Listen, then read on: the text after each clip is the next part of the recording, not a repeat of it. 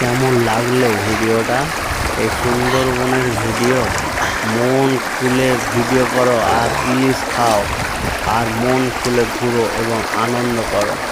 আর আমার মতো ইউটিউবে এইভাবে ভিডিও আপলোড করো, দেখবে মনে কি শান্তি।